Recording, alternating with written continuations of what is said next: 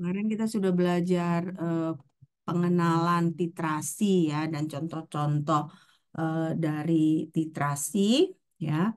Sekarang kita masuk ke konsep dari acid base titration ya.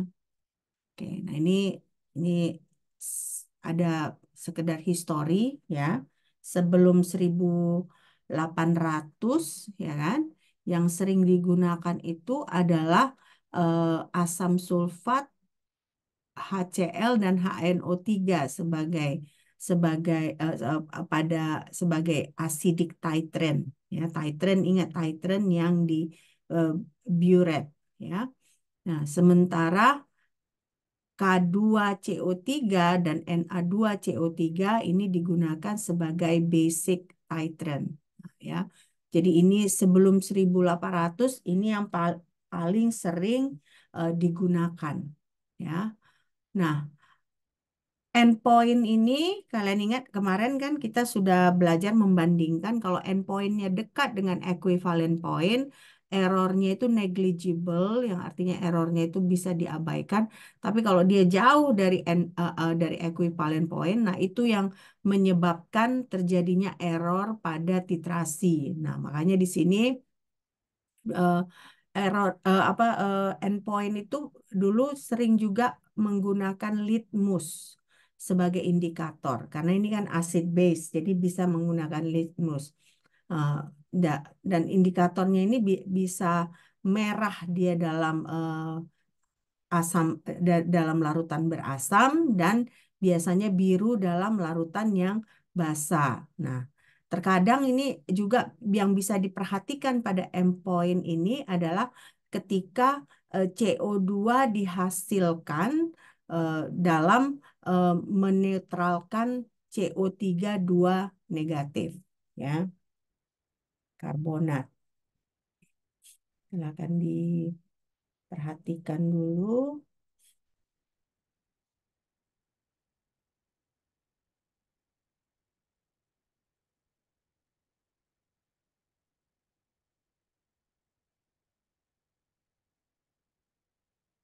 Selesai nih? Belum? Belum, Mem. Oke, silakan dulu. Pelan-pelan. Yang ini tadi udah. Ini terlalu cepat ya. Ini udah. Belum, Mem. Silakan, silakan dulu.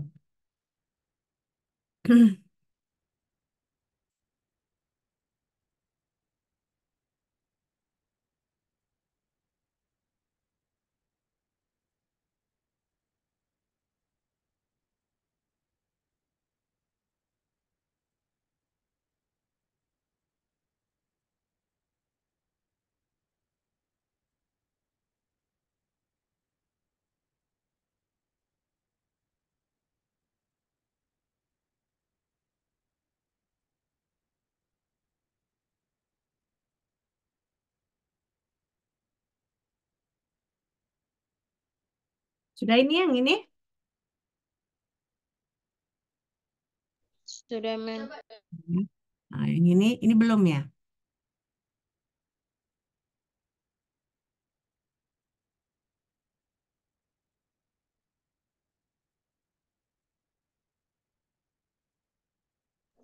Sudah, Mem. Nah, jadi ketika awal-awal ya, titrasi ini eh, agak sulit dilakukan. Kenapa? Karena eh, ketika awal-awal mulai ditemukan titrasi ini, eh, teori tentang asam basa itu belum ada. Nah, jadi makanya di sini kalau ya koneksi saya agak terganggu. Eh, Nah, jadi awal-awal titrasi itu yang dilakukan adalah mereka menentukan seberapa asam atau seberapa basa suatu larutan, ya, atau mereka mau menentukan kemurnian dari carbonates atau alkaline earth oxide. Nah, jadi oksida dari alkalin, ya. Nah, jadi ini yang dilakukan pada awal-awal. Nah, Ini nggak usah dicatat ya, yang lain aja nanti dicatat. Oke. Nah, jadi eh, awal-awal itu limitasi dari si acid base titratiometry ini ada beberapa, ada 3 limitasi. Yang pertama itu tidak adanya eh, titran, ya, titran basa yang cukup kuat untuk menganalisis asam lemak. Itu yang pertama. Nah, yang kedua itu tidak ada indikator yang tepat. Nah, jadi karena kan awal-awal 1800-an belum ditemukan banyak indikator yang bisa digunakan untuk titrasi asam basa ini. Nah, ketiga, eh, dia belum ada teori asam basa yang eh, lengkap. Oke, yang ini silakan kalian catat.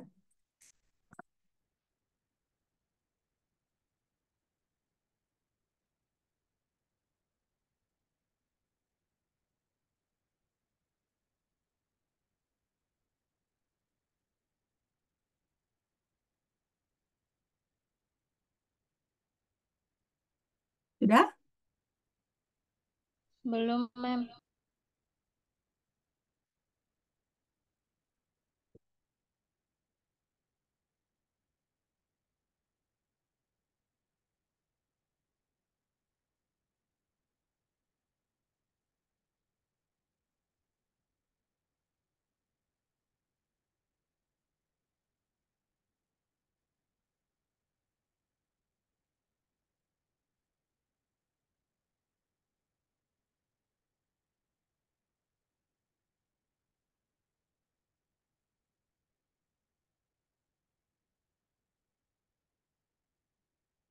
Sudah, Mem. Nah, nah, berarti di sini ini yang pertama, NaOH inilah yang pertama dipakai sebagai basa titran ya dalam asam titrasi asam basa. Nah, ini NaOH dipakai untuk menganalisa asam lemah. Nah, lalu dilanjutkan pada tahun 1800-an itu mulai banyak dilakukan sintesis organik. Nah, terutama sintesis organik dyes yang nantinya bisa digunakan sebagai indikator, ya, yang bisa digunakan sebagai indikator.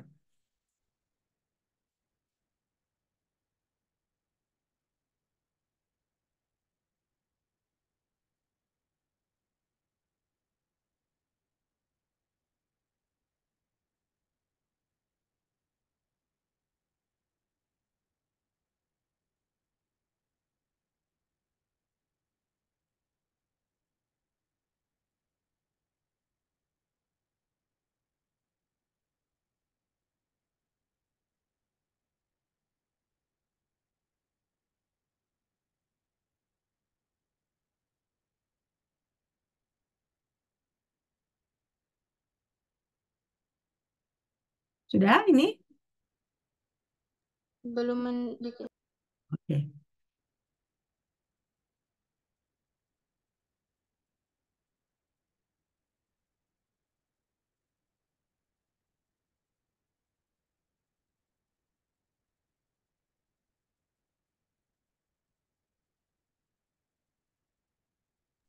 Sudah, Mem.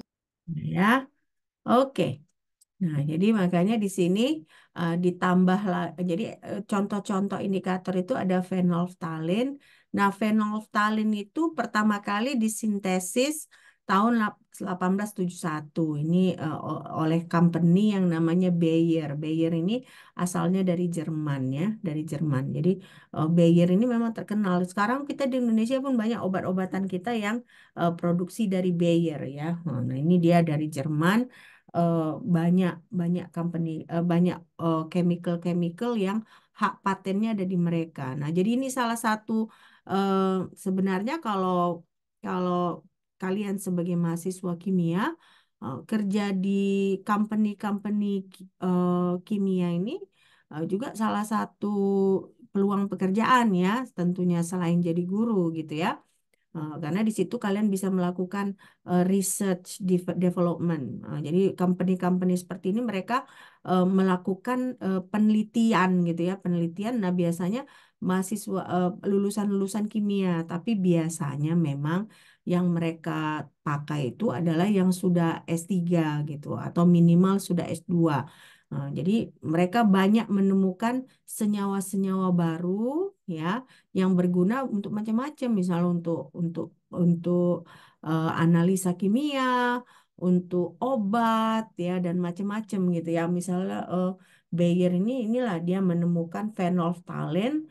Nah, phenolphthalein ini digunakan sebagai indikator dalam asam basa. Nah, dia ditemukan 1871, dipakai sebagai titrasi pada tahun 1877. Nah, ini sesuatu histori. Jadi supaya kita menghargai ya. Bayangkan yang ditemukan tahun 1871, sekarang tahun 2024 masih kita pakai gitu ya. Jadi begitu apa namanya? Begitu bergunanya yang mereka temukan. Jangan pula kita menemukan hal yang nggak berguna gitu ya. Misalnya kayak kayak apa? Kayak narkoba gitu ya.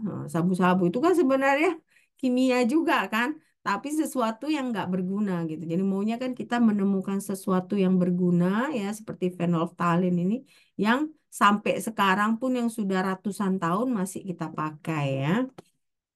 Oke.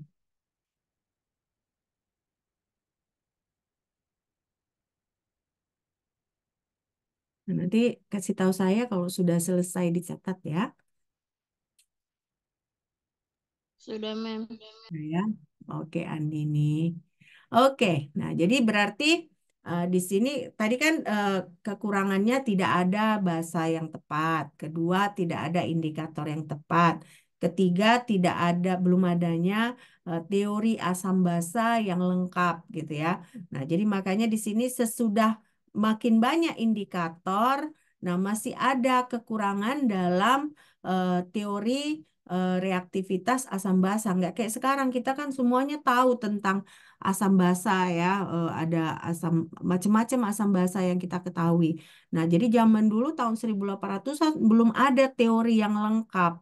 Nah, sehingga kalau belum ada teori yang lengkap, banyak pun jenis-jenis indikator yang sudah disintesis, kita kesulitan untuk memilih karena kan dari yang minggu lalu kita ketahui bahwa indikator itu juga harus tepat ya, harus sesuai dengan pH pH pada ekuivalen poinnya ya, sehingga tidak terjadi error gitu ya. Nah, jadi ini karena belum ada teori yang tepat, nah, jadi sehingga sulit untuk memilih indikator yang tepat juga gitu ya.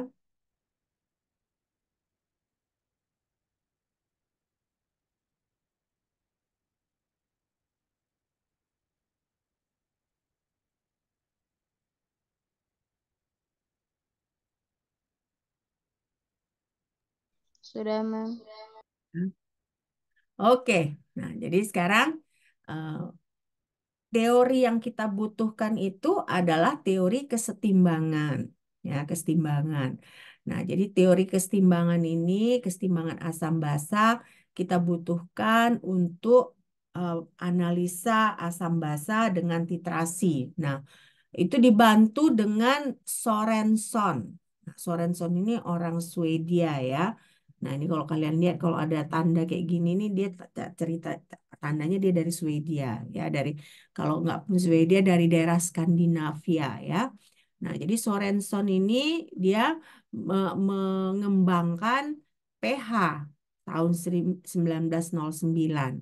Nah, jadi pH ini artinya kalau kita sudah ketahui pH, artinya kita bisa membandingkan semua indikator yang sudah disintesis dan kita bisa menentukan indikator mana yang tepat.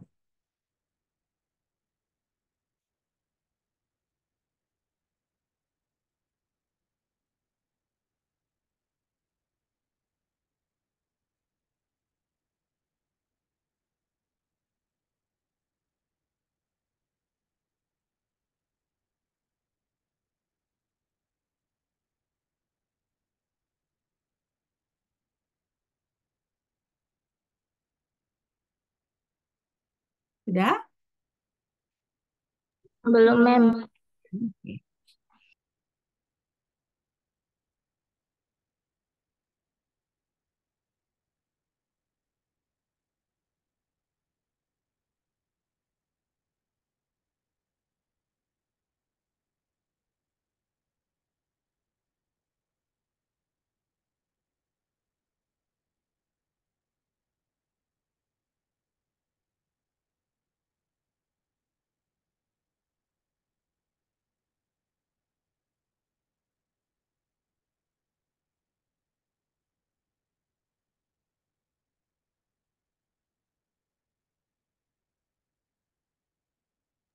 Sudah, Mem.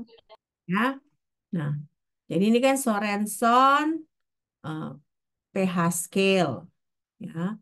Nah, lalu diikuti oleh teori dari eh, teori bagaimana membuat kurva titrasi, ya. Nah, kurva titrasi ini bisa mulai dibuat, ya, mulai kita bisa gambar karena sudah ada konstanta disosiasi. Jadi sudah bisa diketahui bagaimana menentukan konstanta disosiasi, ya. Nah, jadi kalau ada konstanta disosiasi, nah akhirnya eh, kurva titrasi ini bisa kita tentukan. Nah, jadi akhirnya eh, kimia analis, ya, analis kimia, ya, analytical chemist, ya. Jadi punya cara yang tepat untuk menentukan indikator. Sehingga Pak sesudah tiga hal tadi terselesaikan, ya kan? Bahasa yang tepat, indikator yang banyaknya indikator yang bisa dipilih, lalu teori asam basa, akhirnya si asam basa, titrasi asam basa ini bisa digunakan sebagai alternatif untuk gravimetri. Malah sekarang orang lebih prefer titrasi asam basa dari gravimetri karena gravimetri pekerjaannya cukup lebih banyak kalau dibandingkan si titrasi ini, ya.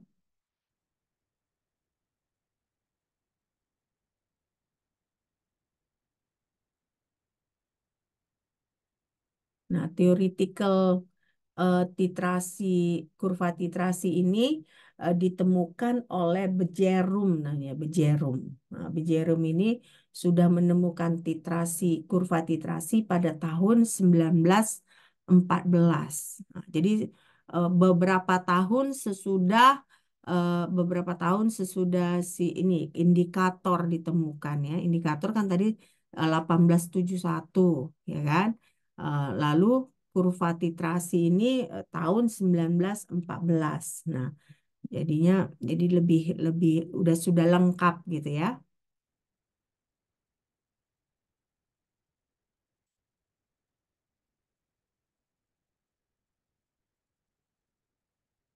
Nah, baru kita nanti ini masuk ke perhitungan, ya. Perhitungannya bagaimana kita menentukan eh, kurva titrasi, ya. Kita pelan-pelan aja kita kerjakan. Oke. Sudah ini? Sudah, Mem. Ya. Oke. Nah, jadi di sini, ya, berarti kan eh, kemarin kan kita sudah lihat bahwa eh, sebaiknya lebih bagus kalau endpoint itu mendekati equivalent point. Ya. Nah, jadi artinya untuk asam basa, kurva titrasi asam basa, kita harus tahu bagaimana perubahan pH dari si titran D ini selama titrasi. Nah, karena itu kita harus bisa melakukan perhitungan. Nah, ini nggak usah kalian catat. Yang perlu kalian catat itu adalah yang ini. Nah, jadi bagian pertama ini kita mau mentitrasi asam kuat dan basa kuat. Nah, jadi kita lihat di sini, ya. Kita mau menggambarkan kurva titrasi asam kuat basa kuat. Jadi yang kita pakai itu adalah 50 mili 0,1 molar HCl. Nah, sementara titrannya ini T-nya adalah 0,2 molar NaOH. Berarti di sini kan asam kuat, basa kuat, ya. Jadi a strong base and a strong acid react. Nah, jadi kita bisa gambarkan reaksinya. Ingat kemarin kita belajar bahwa kita harus tahu dulu stoikiometrinya.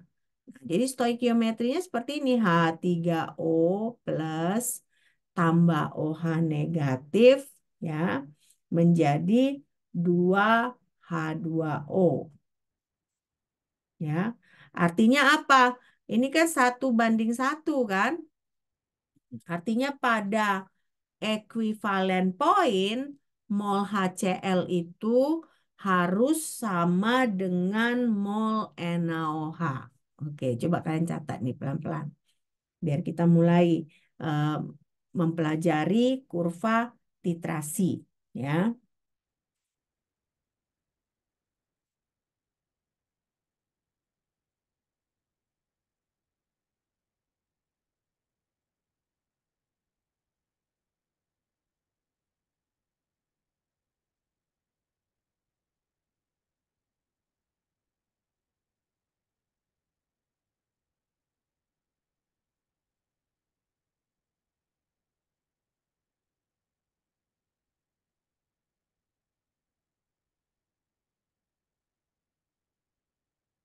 Nanti kasih tahu ya kalau sudah selesai ya.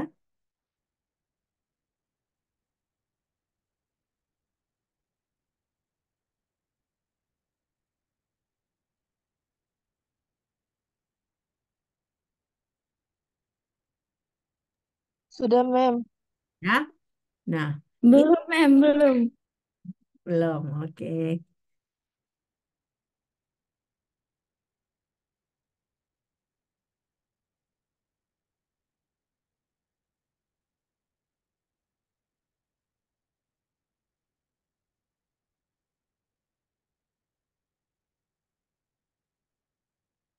Sudah, Mem. Udah ya. Nah, jadi eh, kita kan kalian lihat ingat teori titrasi asam basa itu selalu kita bilang teori kesetimbangan. Nah, tapi kalian lihat di sini kita tidak tulis ini sebagai teori kesetimbangan ya. Nah, kita tulis hanya satu arah. Nah, kenapa seperti itu? Karena KW-nya itu besar ya. KW-nya ini adalah 1 × 10⁻14. Jadi bisa kita asumsikan reaksi yang ini tadi dia bukan dia selesai gitu. Padahal seharusnya dia dalam kesetimbangan, tapi nggak masalah. Jadi kita harus asumsikan bahwa pada reaksi titrasi asam kuat basa kuat dia karena ininya 10⁻14 kita bisa anggap dia selesai gitu reaksinya ya. Ini hanya sebagai catatan kenapa, maksudnya biar kalian nggak bingung. Tapi teori kesetimbangan, Bu, kenapa kok ini hanya satu arah? Alasannya itu adalah karena nilai KW-nya 10⁻14. Ya,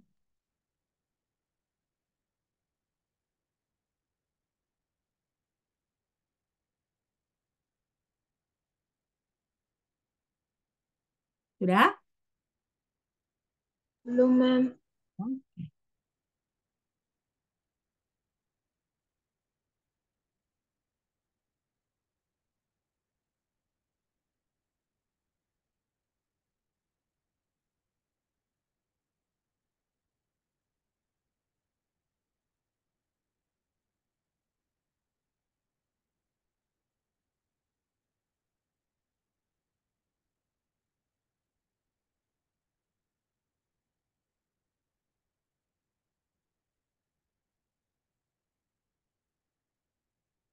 Sudah, Mem. Ya. Nah, jadi sekarang kita mulai buat. Ingat tadi kan, pada equivalent point berarti mol HCl sama dengan mol NaOH. Nah, jadi bisa kita tulis seperti ini. Ma kali Va sama dengan Mb kali V, Vb. Di mana A ini HCl, B adalah NaOH. Karena A kan acid, B itu basic ya. Jadi kita mau menghitung volume ekuivalen. Volume ekuivalen itu setidaknya dia harus sama dengan volume basa. Karena basa adalah titrannya, ya kan? Nah, volume basa ketika molar HCl sama dengan molar NaOH. Nah, dari soal berapa volume ini? Volumenya asidnya 50 mili, Mem. 50. Diketahui nggak ini eh, apanya? Molarnya? Diketahui kan? Diketahui Iya, kan? Mem. 0,1. 0,1. Berarti kita bisa buat di sini. Berarti kita mau menghitung VB. Nah, VB itu adalah volume equilibrium ketika molnya ini sama. Ya. Jadi jangan selalu diasumsikan VB sama dengan VEQ. VB sama dengan VEQ ketika mol HCl sama dengan mol NaOH. Nah, karena itu berarti kalau ini 50 dikali 0,1 sama dengan VEQ dikali berapa molar dari NaOH? 0,2, Mem. 0,2. Nah, jadi berapa volume equilibriumnya kalau kalian lakukan perhitungan seperti itu?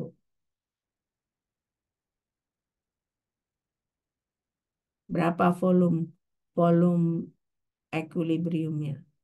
Pak, gunakan ini. Nah, gunakan rumus ini. Coba berapa? 25, Mem. 5. Ya, jadi artinya volume equilibriumnya adalah 25 mililiter. Nah, berarti sebelum equivalent point, sebelum di 25 mililiter, nah di situ dia HCl yang berlebih. Nah, jadi kalau HCl yang berlebih, pH ini ditentukan oleh konsentrasi HCl yang belum bereaksi. Nah, jadi begitu caranya penentuan equilibrium pointnya, ya. Nah, coba dicatat pelan-pelan. Nanti kalian akan mengerti sesudah eh, kita selesaikan ini. Nanti ada tabelnya juga supaya kalian bisa gambarkan ya.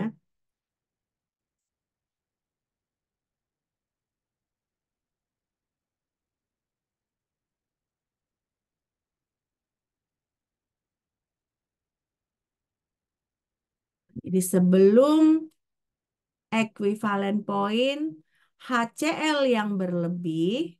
Nah, karena HCl yang berlebih berarti pH ditentukan oleh konsentrasi HCl yang belum bereaksi. Ya,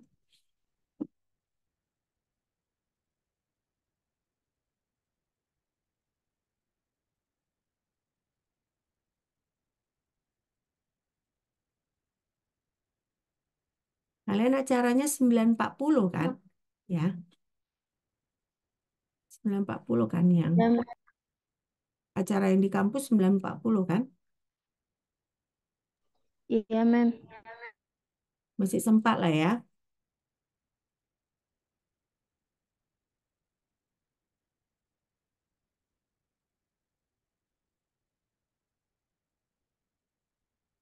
Sudah ini? Maaf, Mem. 9.30.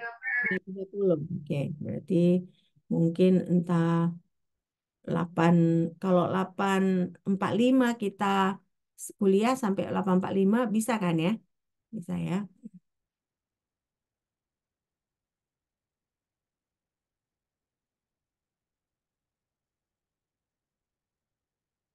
Paling enggak as, sampai asam kuat basa lemah gitu ya. Atau asam lemah basa kuat, sorry, asam lemah basa kuat. Oke, selesai ini? Selesai, Mem. Nah ya, nah jadi artinya kalau kita menghitung, ingat ini kan, kalau HCl ini kan asam kuat. Nah, karena asam kuat, kita menghitung pH-nya seperti ini, hanya negatif logaritma dari H plus. Jadi berarti pH dari HCl yang ini, ya kan, awalnya, ini kan pada awal dari titrasi, berarti kita hitung negatif logaritma H plus atau negatif logaritma 0,1 itu sama dengan 1. Jadi sebelum sebelum proses titrasi, pH HCl itu adalah 1. Ya, itu sebelum sebelum titrasi.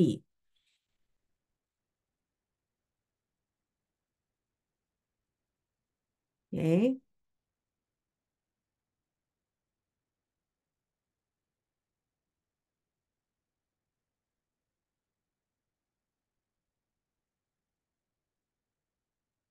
sudah? Nah ya, Mem. ya kan? Oke, nah baru kan kita tambahkan 10 mililiter NaOH.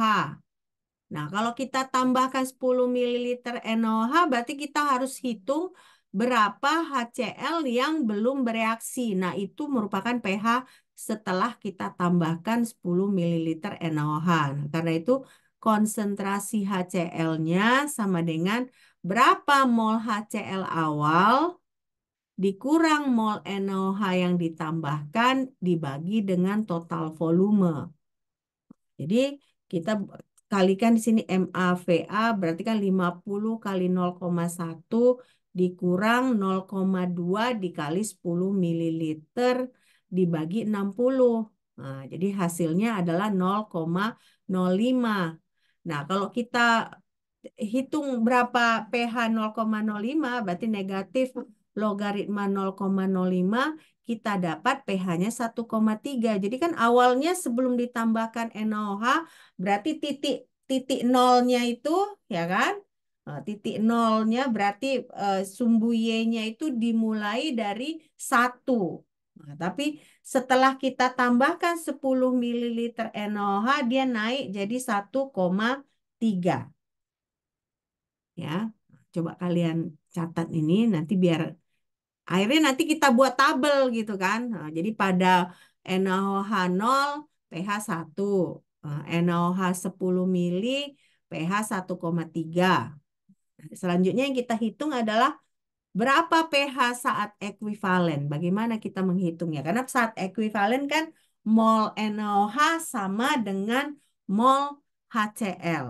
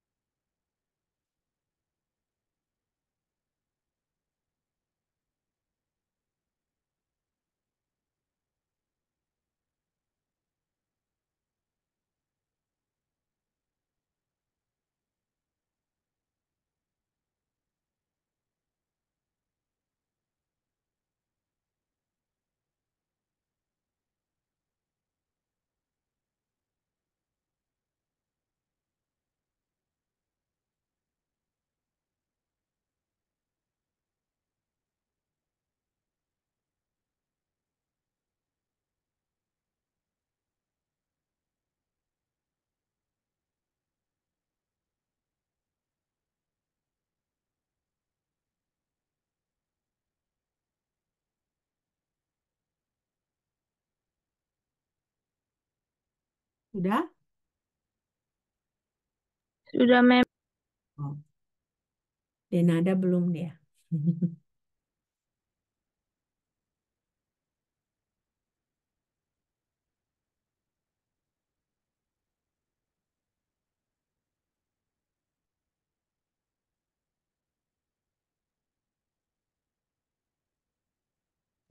Sudah, Mem.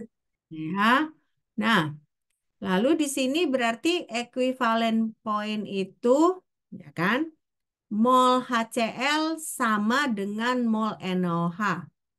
Nah, artinya kita nggak bisa lagi menghitung pH dengan menggunakan konsentrasi HCl. Tapi juga belum bisa kita menghitung pH dengan konsentrasi NaOH. Nah, jadi kalau sama mol NaOH dengan eh, HCl, ya, Artinya kan berarti yang kita gunakan adalah KW. Karena KW itu kan berarti kita akarkan dia. Ya, jadi kalau KW tadi berapa? 10 pangkat 14, ya kan? Nah, jadi kalau 10 pangkat 14 kita akarkan berarti kan 10 pangkat 14 jadinya diakarkan sama dengan 10 pangkat 7. Nah, jadi kita hitung dia pH-nya berapa kalau 10 pangkat negatif 7, sorry, 10 pangkat negatif 14. Jadi berarti dia konsentrasi H plusnya adalah 10 pangkat negatif 7. Nah, jadi artinya apa? Pada equivalen point pH-nya sama dengan 7. Nah, jadi pada sebelum equivalen point pH ditentukan dari konsentrasi HCl yang berlebih. Pada saat equivalen point kita menggunakan konstanta disosiasi air, yaitu 10 pangkat negatif 14 ya. Nah, jadi kalau kita tahu seperti ini berarti equivalent point-nya adalah 7. pH-nya sama dengan 7. Oke. Kalian ini perlu dicatat? Perlu? Perlu, Mem. Oke, coba dicatat dulu biar kita lanjut ya.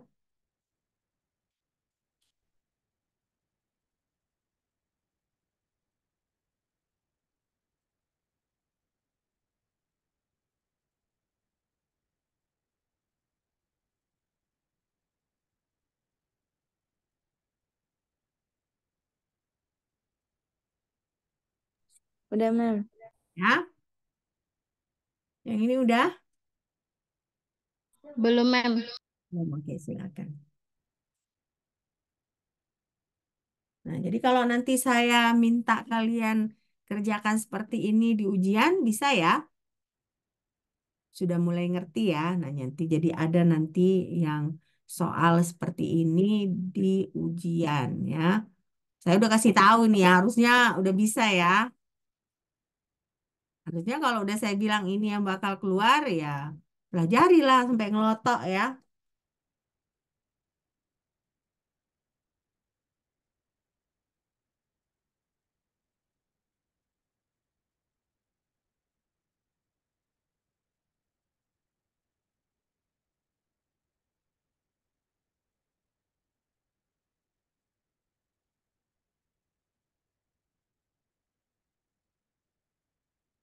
Nanti kasih tahu ya kalau udah selesai ya.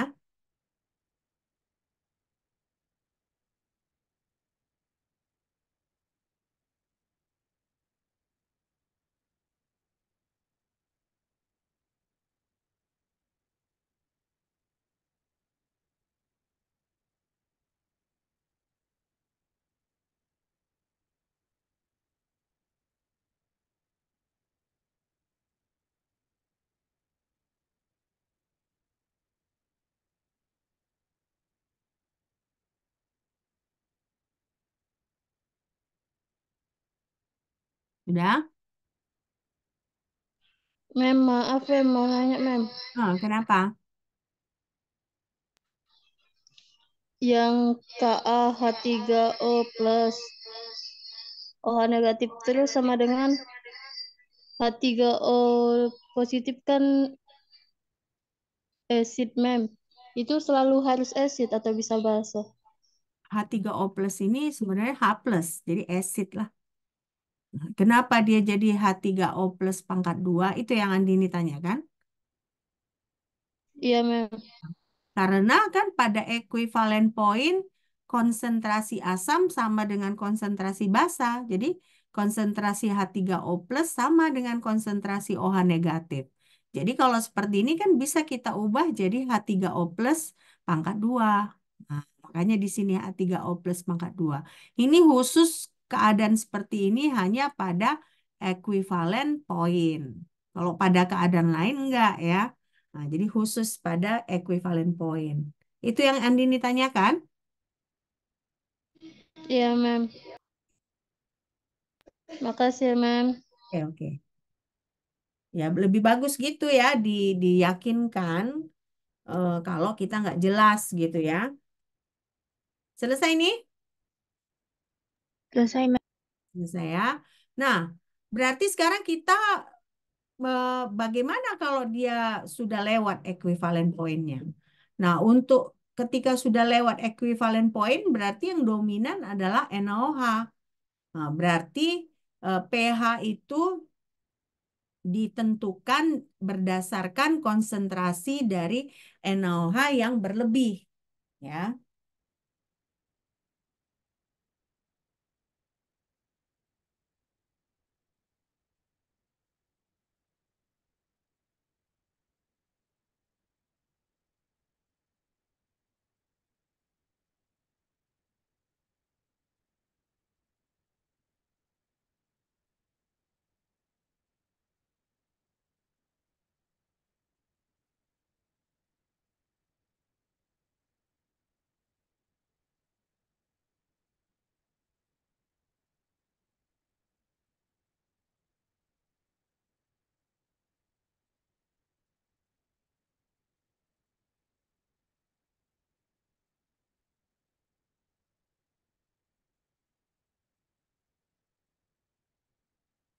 Sudah?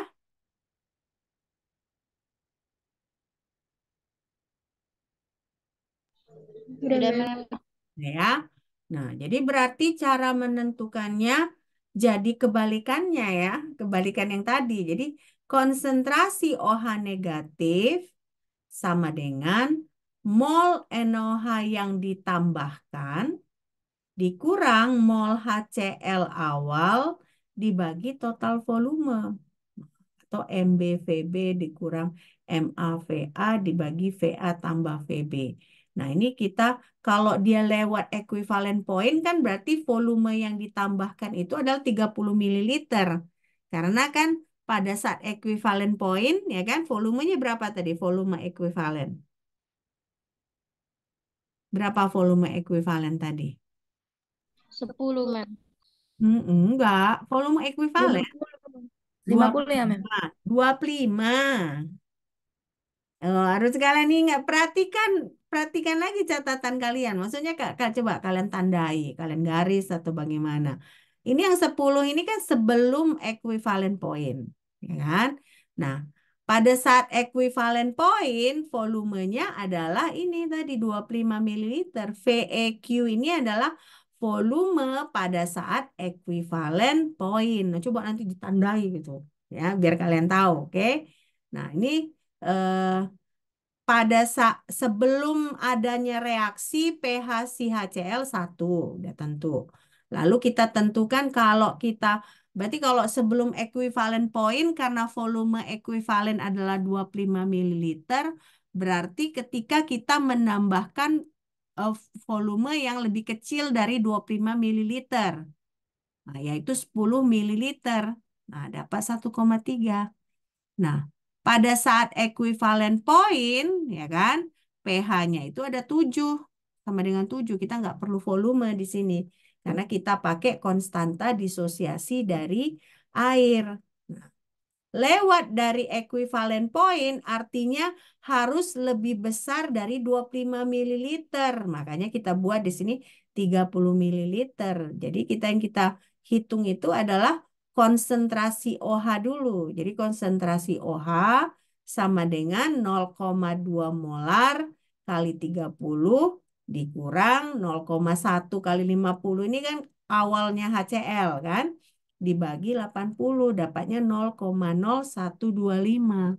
Tapi OH itu kan POH bukan pH. Sementara kita perlu pH. Jadi kayak mana kita ngerjakannya ini? Kayak mana kita ngerjakannya? 14 dikurang POH, ya, Mem. Berarti kurang pH atau kita bisa buat KW dibagi OH negatif atau 10 pangkat 14 negatif 14 dibagi OH. Jadi pH lewat dari equivalent point adalah 12,10 ya. Oke, udah kira-kira udah dapat gambarannya kan? Ya. Hati-hati. Udah, Mem. Pokoknya gini ingatnya, volume equivalent point ketika mol HCl sama dengan mol NaOH.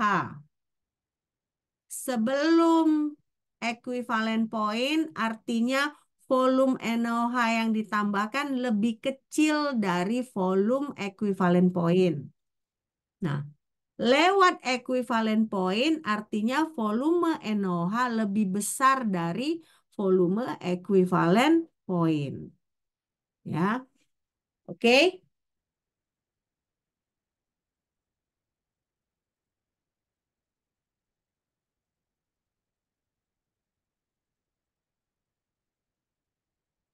Coba dicatat. Nanti kalau udah selesai dicatat, kasih tahu saya ya, biar kita lanjut ya.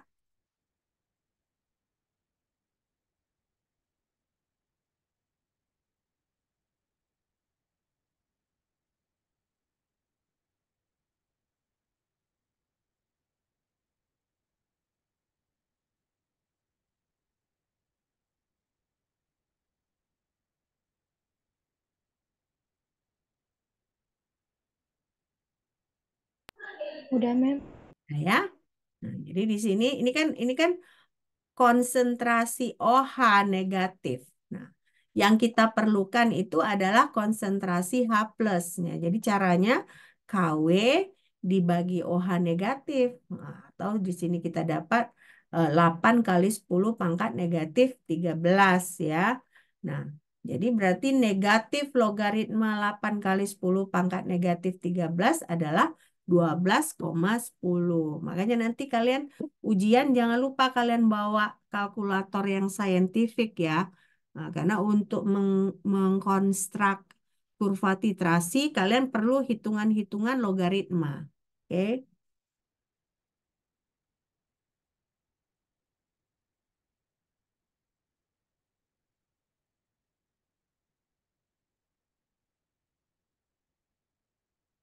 Sudah? Belum. Belum, Mem. Ya, silakan dikerjakan dulu.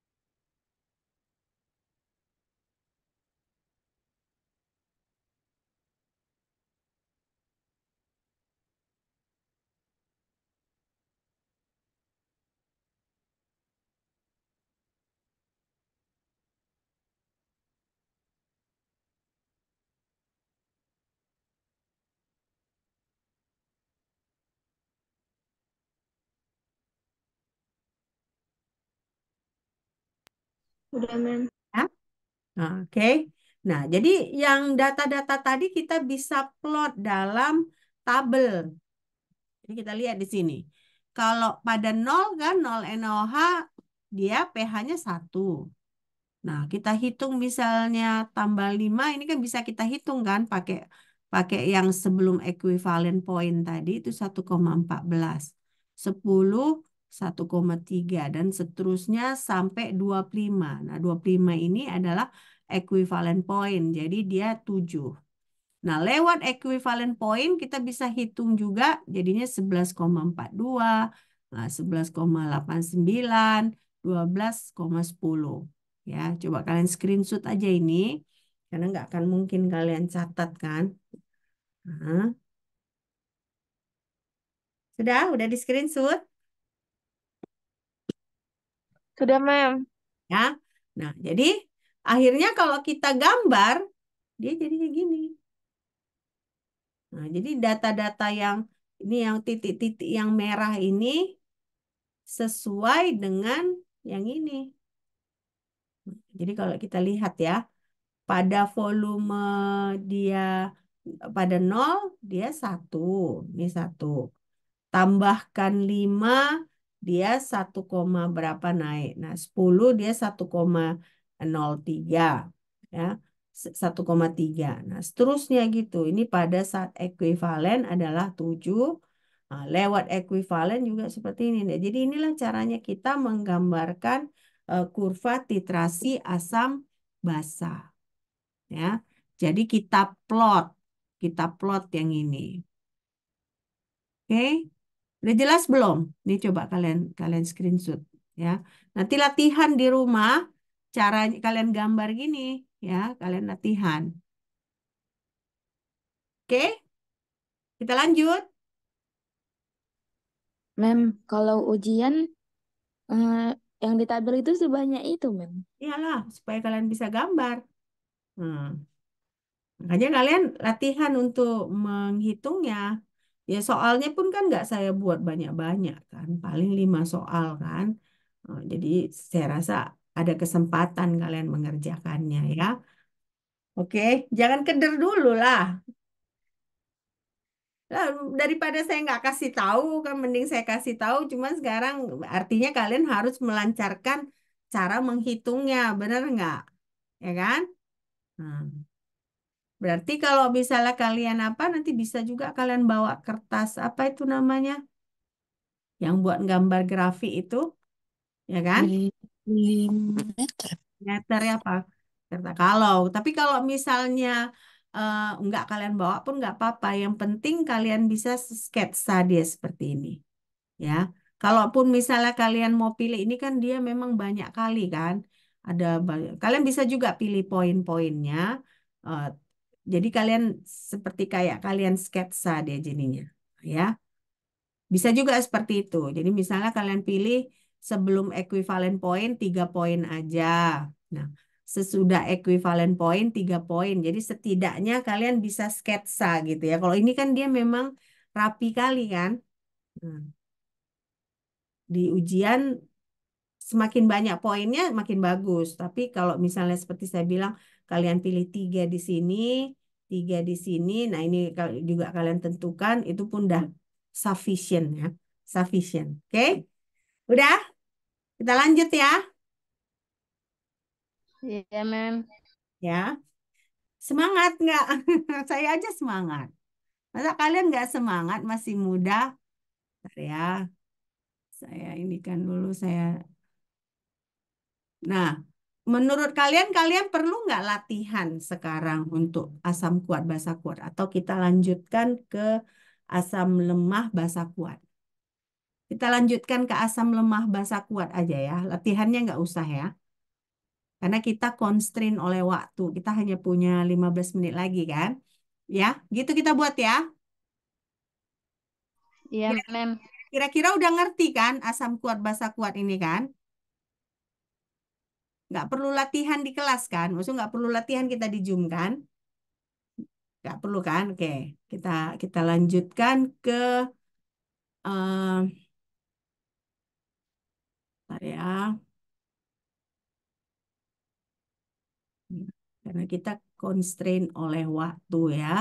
Nah, jadi sekarang kita masuk ke asam lemah basa kuat ya. Nah, jadi sama aja kan ini kita punya 50 mililiter 0,1 molar asam asetat.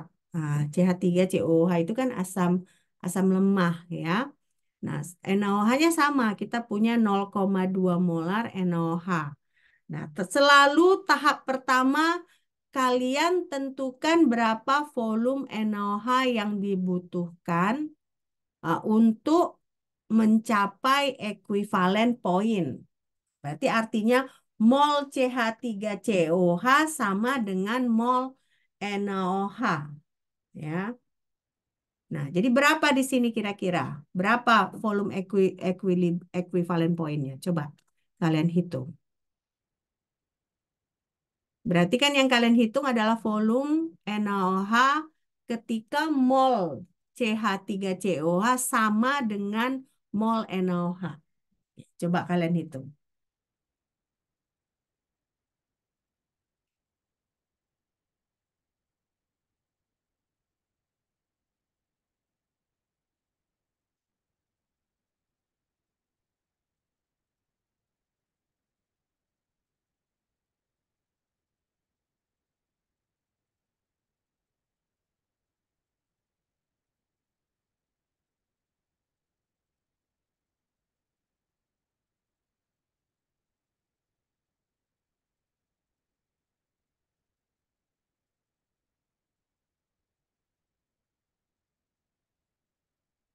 Sudah? Berapa dia? Berapa volumenya? Hah? 25, Mem. Ya, masih sama ya. Dalam hal ini masih sama 25 mililiter ya. Nah, sesudah kita ketahui volume equilibriumnya, berarti kan kita tahu sebelum equivalent point, berarti kita tambahkan dia lebih kecil dari 25 mililiter. Nah, sesudah equivalent point, berarti kita tambahkan lebih besar dari 25 mililiter. Nah, sekarang yang berikutnya adalah kita mau menghitung pH dari acetic acid. Nah, ini agak beda. Kalau tadi kan asam kuat kita tinggal negatif logaritma ya kan. Nah, kalau acetic acid kita harus kita harus hitung sendiri. Kenapa? Karena dia harus pakai rumus kesetimbangan ya, rumus kesetimbangan. Nah, jadi berarti yang kita kerjakan kita menulis reaksi dari si acetic acid, jadi CH3COA aqueous tambah H2O. Nah, ini dia kesetimbangan menjadi H plus tambah CH3CO negatif aqueous. Nah, jadi yang kita perlu cari adalah berapa nilai X-nya. Ya, nah, ini kan dia berarti kan X pangkat 2 dibagi 0,1 dikurang X itu sama dengan, nah ini Ka ya, Ka dari si asam asetat 1,75 dikali 10 pangkat negatif 5. Jadi kalau kita selesaikan persamaan ini, kita hitung dia berapa nilai X-nya, lalu kita negatif logaritma X-nya, dapatnya pH-nya 2,88. Ya. Nah, jadi 2,88 ini adalah negatif logaritma dari si X ini. Jadi artinya kalian harus tentukan dulu berapa nilai X-nya.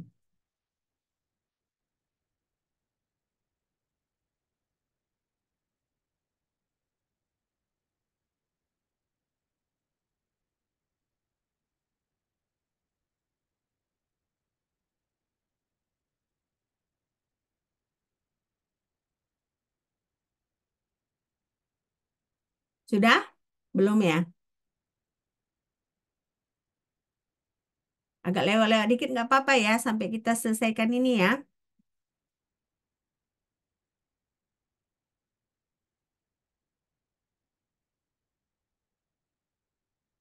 Oke, jangan bingung kalian dari mana Bu 2,88 kalian bertanya pasti kan. Oh, soalnya saya lihat ada wajah-wajah bingung di situ ya.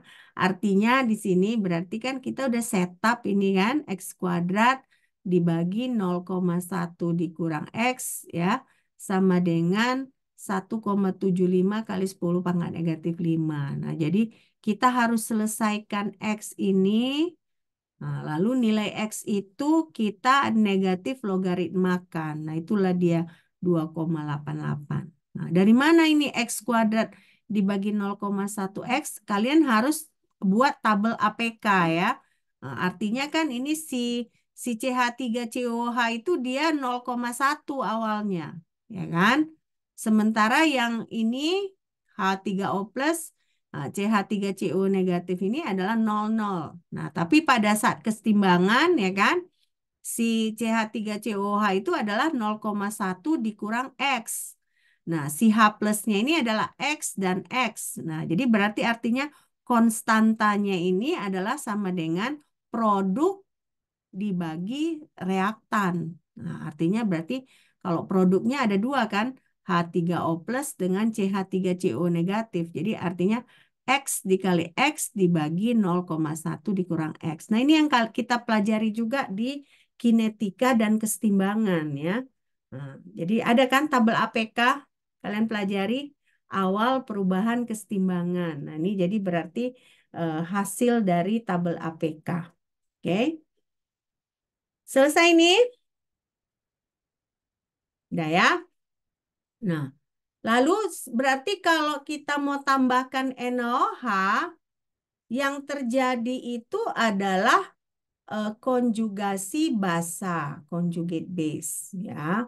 Nah, jadi beda. Kita nggak bisa lagi pakai yang tadi rumusnya, ya. Yang kita pakai itu harus pakai rumus eh, namanya rumus Henderson-Hasselbalch, ya, Henderson-Hasselbalch. Nah, jadi ini kita bisa lihat bahwa pertama K-nya itu adalah KA dibagi KW. Nah, dia masih tinggi, ya.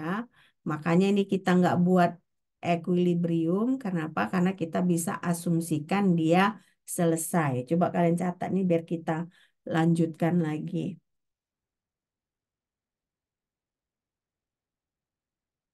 Nanti saya rasa memang pasti yang asam kuat basa lemah ini, asam lemah basa kuat ini yang agak agak membingungkan bagi kalian, ya.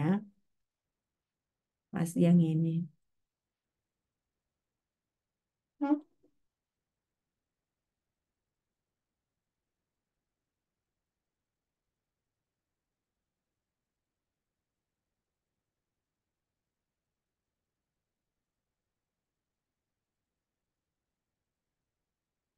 Sudah? Belum, Mem. Nanti kalau nggak sempat kita lanjut Jumat depan lah ya, pelan-pelan. Kalau nggak sempat. Karena kalian buru-buru ini ya. Oke, ya, selesai nih ya.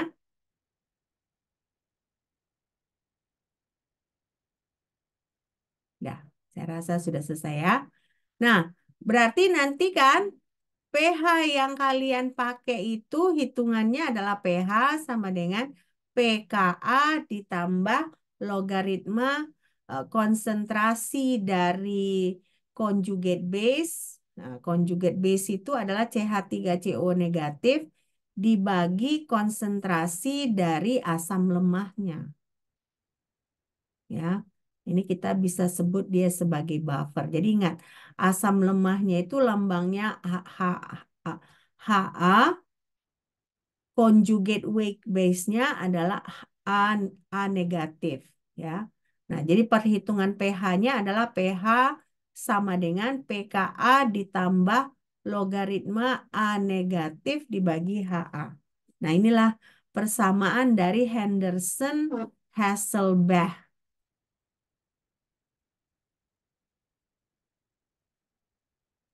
ya. Jadi kalau kita punya campuran asam lemah dengan basa konjugasinya, kita sebut itu sebagai buffer ya. Nah, jadi ini kita perhitungan sebenarnya membuat kurva titrasi dari buffer. Karena asam lemah dengan basa kuat itu kita membuat karutan buffer. Ya. Ini yang penting kalian catat ini. Sama yang ini bahwa eh, asam lemahnya adalah Ha, conjugate weak base-nya adalah A negatif, ya. Ini biar jangan salah kalian.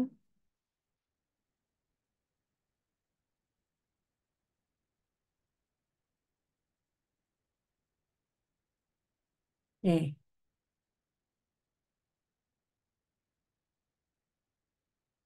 oke, selesai.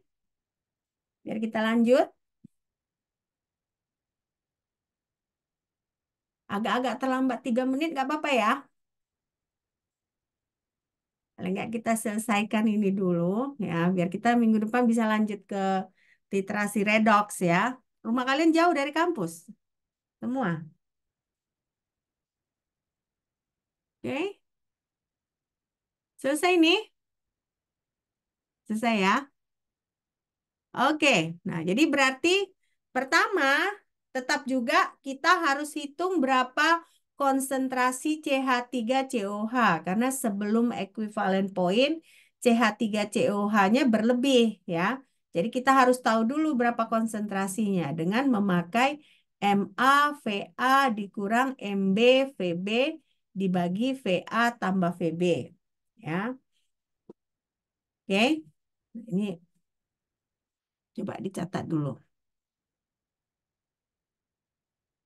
Biar kalian tahu alurnya gitu, biar tahu alurnya. Karena yang penting dalam kurva titrasi itu kalian mengikuti alur perhitungannya ya.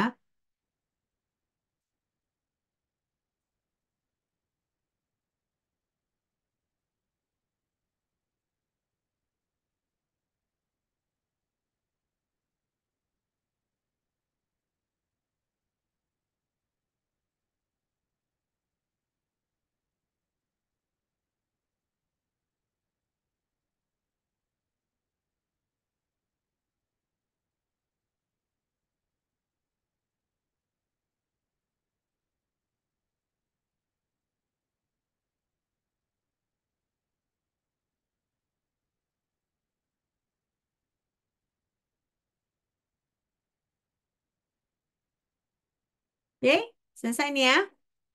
Nah, jadi berarti sebelum equivalent point kita tambahkan 10. Saya salah ini.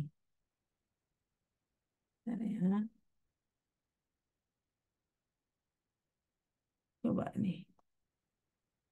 Nah, jadi sebelum equivalent point, kita tambahkan 10 ml NaOH. Nah, kalau 10 ml NaOH berarti kan 0, ini si volume CH3COH awal dikurang 0,2 dikali 10 dibagi total volume. Nah, kita dapat 0,033 ya, 0,05. Nah, sementara konsentrasi CH3COH itu adalah eh, si konsentrasi basa dibagi volume total atau 0,03 eh, 0,033 molar. Ya, jadi bedakan ini. Ini CH3COH ini dia basa konjugatnya, ya kan, basa konjugat dari ini. Nah, ini tadi rumusnya ya. Nah, ini. Jadi basa konjugatnya itu ya adalah mol NaOH yang ditambahkan dibagi total volume. Ya, di sini kan udah ada, kalian nggak perlu apa. Karena apa tadi? Karena menghitung pH-nya kan perlu konsentrasi CH3COH, perlu konsentrasi dari basa konjugatnya. Ya kan, Henderson Hasselbalch tadi kan.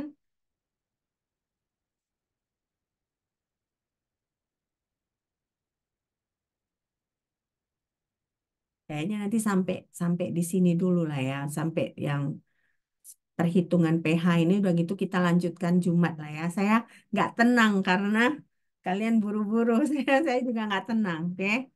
Nah, kita lanjutkan nanti. Tapi kita selesaikan dulu sampai perhitungan pH-nya, oke? Tapi kalian bagian ini udah ngerti belum? Udah ngerti atau udah ya? Kira-kira udah punya gambaran ya? Oke. Selesai ini dicatat? Selesai? Udah, Mem. Ya ya. Oke, nah jadi berarti pH-nya itu adalah ini tadi Ka-nya ya, pH sama dengan KH 4,76 ditambah logaritma dari eh, basa konjugat, nah, dibagi eh, konsentrasi dari asamnya atau pH-nya sama dengan 4,58. Oke. Nah, ini baru perhitungan sebelum equivalent point. Jumat nanti kita lanjutkan perhitungan pada equivalent point dan lewat dari equivalent point ya. Maksudnya biar biar kita tenang, kalian pun mau pergi pelan-pelan ya. Biar kalian juga jangan buru-buru. Oke, ada pertanyaan sampai di sini? Ada pertanyaan?